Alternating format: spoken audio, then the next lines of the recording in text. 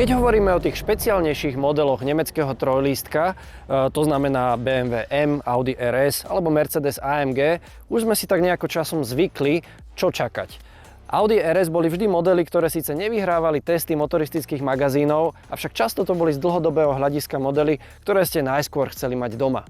BMW M je dnes jedna veľká záhada, avšak dajme tomu, že dlhodobo to boli autá s najlepšími dynamickými schopnosťami, najviac zamerané na šoféra.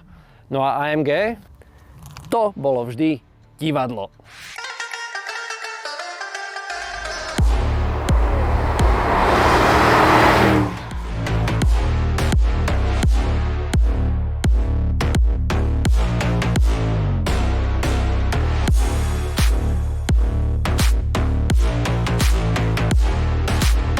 Predchádzajúca generácia AMG GT si vytýčila nie práve najmenej ambiciózny cieľ a chcela loviť medzi zákazníkmi Porsche 911. Bolo to podľa všetkého fantastické auto s ešte fantastickejšími špeciálnymi verziami. Najmä také GT-R reálne dýchalo na krk 911 GT3 RS. A to už je čo povedať. Lenže niečo stále chýbalo. A to zadné sedadlá. Nové AMG GT je totiž štvormiestne a nie je to jediná vec, čo pribudla. Pribudol aj pohon všetkých kolies Firmatic Plus a asi 350 kg hmotnosti. Au. Nové AMG GT navyše už nepoužíva mazanie so suchou kľukovou skriňou, takže jeho motor je uložený vyššie a vytratila sa aj koncepcia Transaxle. Stojíme teda pred otázkou, či nové AMG GT nie je náhodou downgrade oproti predchádzajúcej verzii. Veď váži takmer 2 tony. Máme tu 8-valcový 4-litrový motor preplňovaný 2 turbodlúchadlami uloženými pekne v strede. Máme tu 9-stupňovú automatickú prevodovku, ktorá namiesto hydromeniča používa mokrú spojku. Máme tu aktívny pohon všetkých 4 kolies. Máme tu aktívny samosvorný diferenciál vzadu, máme tu natáčanie zadnej nápravy a máme tu hydraulický systém, ktorý úplne nahrádza stabilizátory. Možno ste už o niečom takom počuli v McLarene. Otázka je, môže takéto komplikované auto ešte stále byť šoférske? No je toto možné? Ďalší? To by sa mu nestalo, keby nakupuje na filtreaoleje.sk. Dopraj aj ty svojej mašine len to najlepšie. filtreaoleje.sk.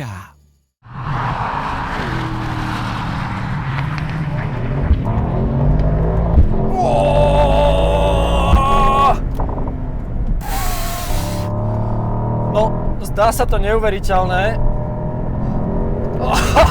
ale môže. To je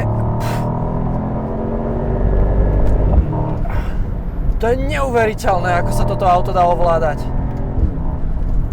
Všetky tie technológie, všetky tie aktívne systémy, ktoré by mohli stáť medzi vodičom a strojom, aj trošku vzduchu, tak to spracujú v absolútnej harmónii a do toho máte ten zvuk a tie brzdy, ktoré majú úplne tvrdý pedál a sú krásne dávkovateľné, aj keď musím povedať, že trošku spomalíme. A keď musím povedať, že pri tých 2 tonách sa mi zdá, že majú čo robiť, ale toto je neuveriteľné.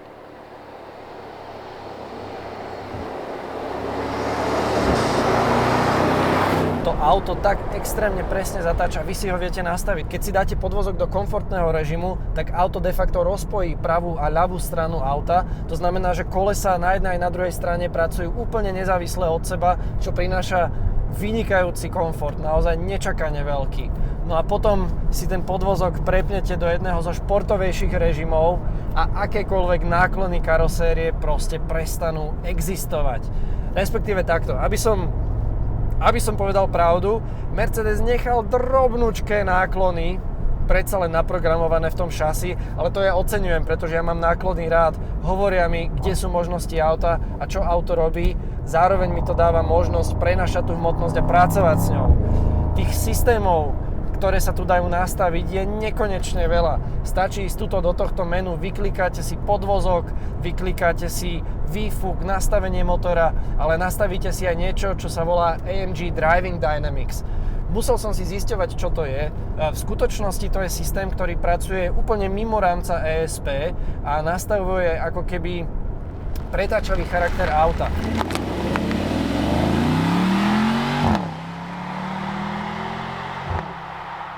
Môžete si nastaviť, že ste amatér, ak si to ste schopní priznať, a auto bude nedotáčavejšie, ale nebude to spôsobené nejakými zásahmi ESP. To môžete mať kompletne vypnuté. Lenže to auto má toľko spôsobov, ako si ovplyvniť vlastne svoj charakter, že to auto dokáže. A keď si dáte majstrovský režim, tak držím palce, aby ste hrali svoju najvyššiu hru.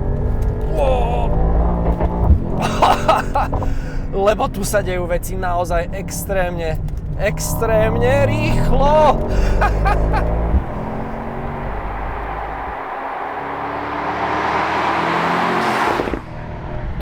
To je niečo neskutočné. To fakt ako... To... Určite majú na svedomí niečo aj veľmi široké a nové pneumatiky. Sú to Michelin Pilot Sport 5S. To znamená, že úplne najnovšia zmes, šírka vpredu 295, vzadu 305 mm a na týchto krásnych 21-palcových kovaných kolesách vyzerajú úplne neskutočne a ešte neskutočnejšie držia stopu.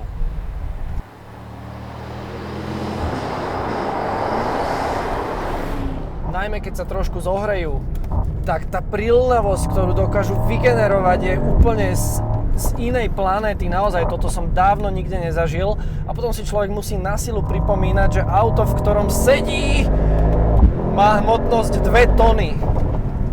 A ja teda neviem, ako to v tom Affalterbachu spravili, ale tie 2 tony cítiť na brzdách, cítiť na šmiklavejších asfaltoch. Na mokre som s tým našťastie nejazdil. Ale ako toto auto jazdí, je úplne neskutočné. A viete, čo je na tom najlepšie?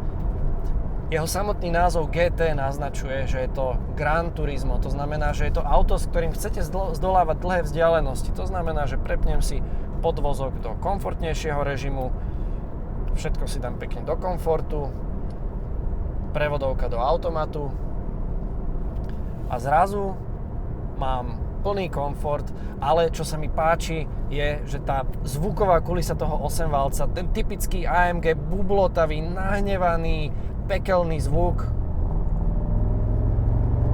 ten ma tu stále sprevádza. Dúfajme, že AMG GT si ho udrží čím najdlhšie, pretože to je jedna z hlavných charakteristických črt tohto auta a je to jeden z dôvodov, prečo by som s týmto autom chcel jazdiť každý deň. Aj keď musím povedať, že sú tu aj isté negatívne stránky. Prvou je, že síce tlmiče a pružiny robia svoju prácu naozaj excelentne a ponúkajú tomuto autu vynikajúci komfort, tak na horších cestách sa prejaví istá zrnitosť toho podvozka. To znamená, že už sa nebavíme o tlmičoch a pružinách, bavíme sa o silent blokoch. Toto auto vám dáva pocit, ako keby bolo postavené na unibaloch, čo je dosť zvláštne práve preto, že má 2 tony a je to takéto GT. Na druhej strane možno je to práve ten dôvod, prečo je tak neskutočne presné a prečo sa správa, ako keby malo o 0,5 tony menej. Takže toto je jedna taká vec, že keď prídete na horšie cesty, tak si zrazu uvedomíte, že v aute je dosť vysoký hluk, je to aj z tých širokých pneumatík samozrejme, ale je to aj z toho tú prácu podvozka proste nejakým spôsobom cítiť. Druhá slabá stránka tohto modelu, a to sa mi nechce veriť, keďže je tu cenovka aká je, pripomínam, vyše 240 000 eur, je bohužiaľ kvalita spracovania. Zozadu stále počujem nejaký drobný pazvuk, možno je to len plato na kufri, ale to by sa vám nemalo stávať v takomto aute. A druhá vec je vždy, keď sa chytíte tejto kľúčky, zavrzga. A bohužiaľ tie dvere sú ťažké, to znamená vždy ju chytíte poriadne a vždy vám takto zavrzga. A pripomenie vám, že auto za 240 000 by mohlo vyzerať aj inak. Auto má mnoho spôsobov, ako vás maximálne udržať na ceste a jedným z nich je aj aktívna aerodynamika. Spoiler vzadu má až 8 polôch v závislosti od toho, ako idete rýchlo a aký máte jazdný režim. Pôsobí aj ako vzduchová brzda pri plnom brzdení. No a potom ešte máme jeden neviditeľný spoiler pod predným nárazníkom, ktorý opäť zvyšuje prítlak na prednej náprave. A vy to tu celé môžete sledovať na takej malej ikonke, ktorá vám ukazuje, na ktorej náprave máte akurát aký režim prítlaku.